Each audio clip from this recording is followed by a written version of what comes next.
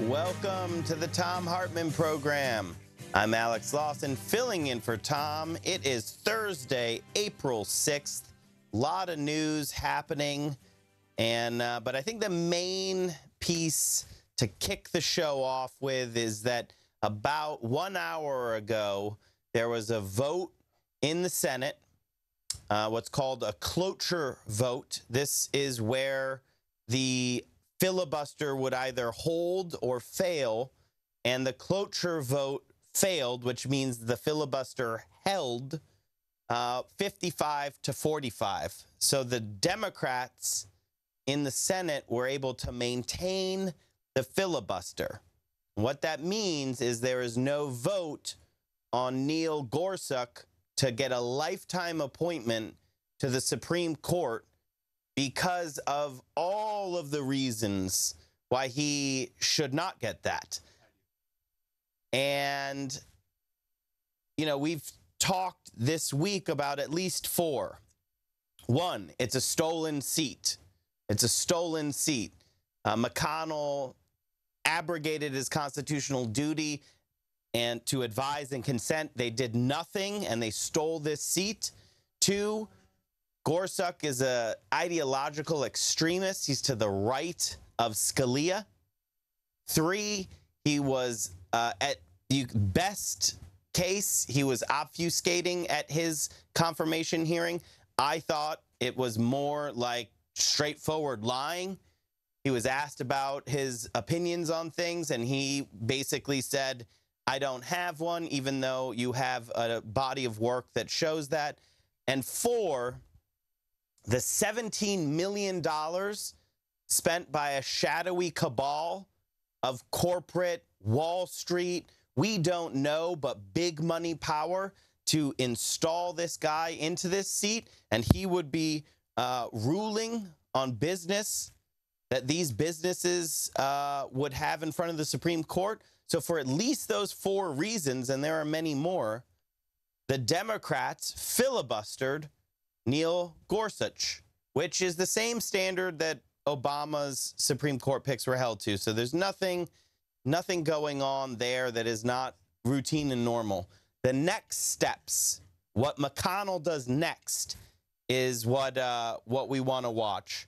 And I'm really happy to be joined on Skype by Heidi Hess from CREDO Action, who's been leading a fight on this issue and has been raising the voices of, I don't remember. Heidi, thanks for joining us.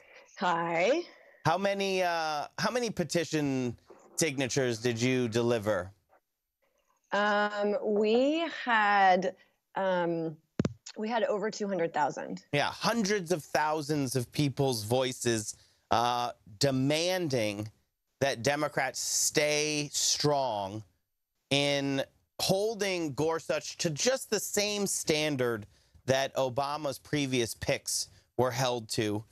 Heidi, what do you think of what's going on right now in D.C.? The filibuster has held, and, you know, we will see the next pieces of the fight coming around in the next couple hours. Yeah, I mean, you know, I think we are really, really happy that so many Democrats held the line and joined Senator Merkley's filibuster of Gorsuch, and, you know, are very disappointed at Senators Manchin and Heitkamp and Donnelly and Bennett for voting to advance the nomination and really turning their backs on democratic values and the people who are most threatened by Trump's agenda.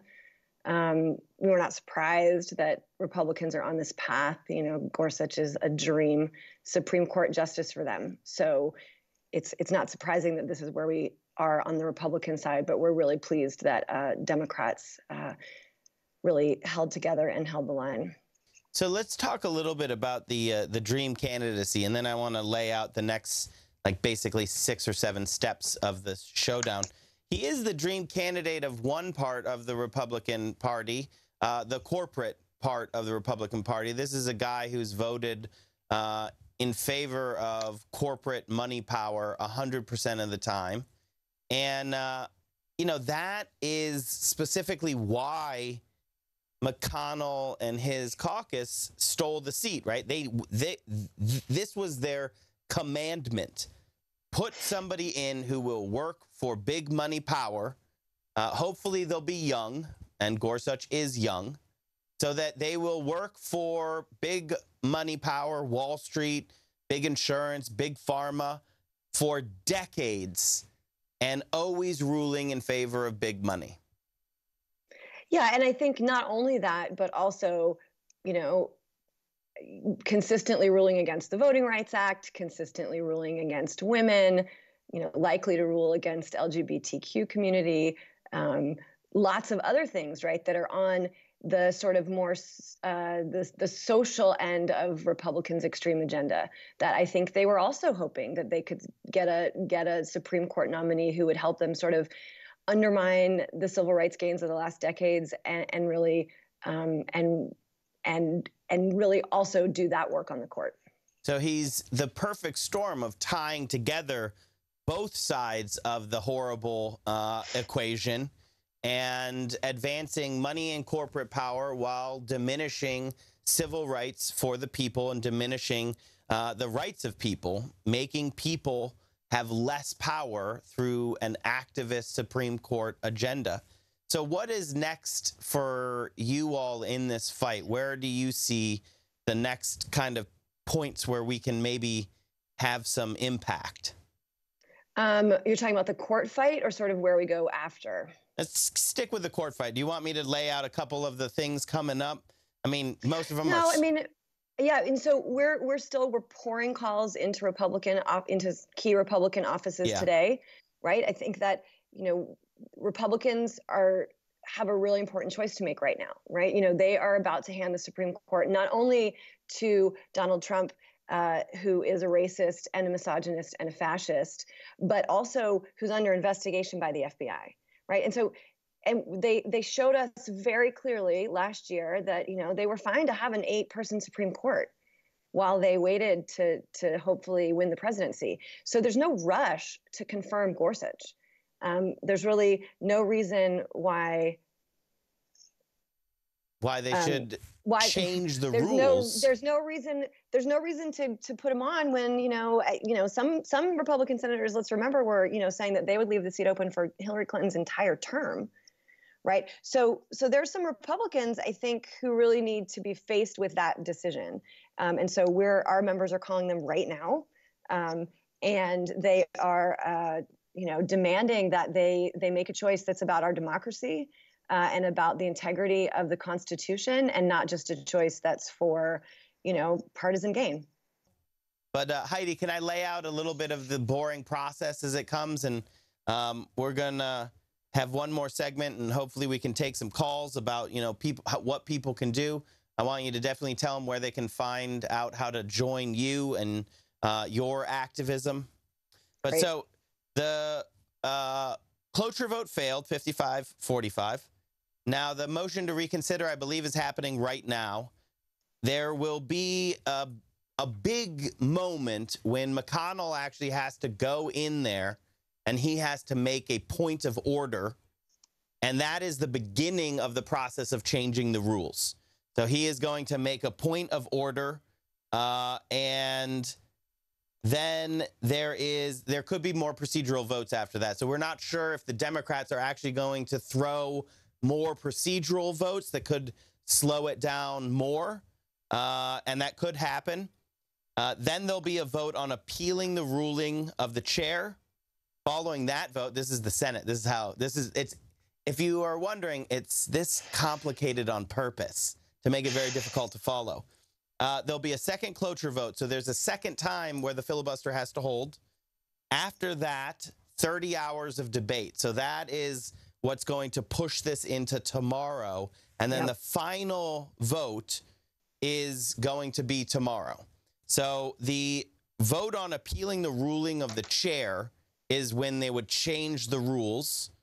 And then another filibuster, but they would say, you know, only 51 votes are necessary. And that is when now you've changed the rules of the Senate, and that is generally forever going forward. And because it's rare that it would go backwards from there. And then we would have a vote on him, on Gorsuch, tomorrow. So I feel like there's two key points here, but maybe there is only one. Maybe there's only the pointing at the changing of the rules, because if they're going to change the rules, they're going to confirm him. Is that kind of your read on it? That's our read for sure.